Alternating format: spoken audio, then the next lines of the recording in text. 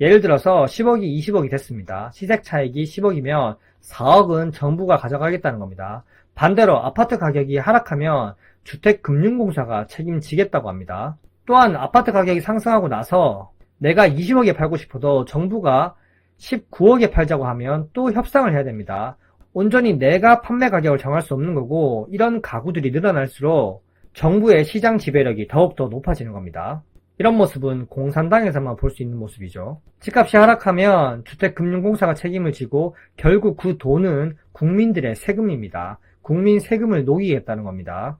하지만 무주택자나 돈이 없는 사람들, 그런 사람들이 10억 원의 아파트는 살고 싶고, 그런 사람들 입장에서는 나쁠 게 없습니다. 왜냐하면 하락해도 내가 손실 메꾸는 게 아니고, 근데 생각해보면 이게 얼마나 말이 안 되는 이야기입니까? 주식으로 치면 상승하면 수익 나누고 하락하면 주택금융공사가 다 떠안으면 이게 말이 되나요? 도박도 이런 도박이 없는 거죠. 내 원금은 손실 보지 않고 무조건 수익 나게 해주겠다 이 말이잖아요.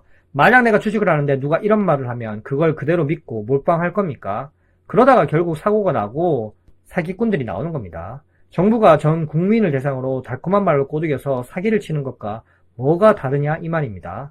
달콤해 보이지만 정말 위험한 겁니다. 그리고 정부가 아파트값 하락을 어떻게 해서든 방어하겠죠. 왜냐? 아파트 가격이 하락하게 되면 결국 그건 국가 손해로 이어지고, 수출도 안 되는 부동산을 수출해서 먹고 사는 나라가 이런 정책을 써서 부양을 합니까?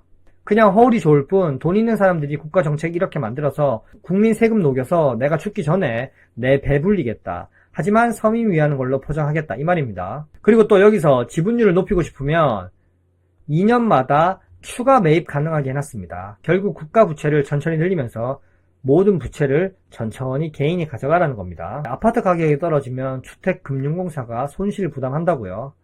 결국 정부가 개인 투기를 부추기는 거고요.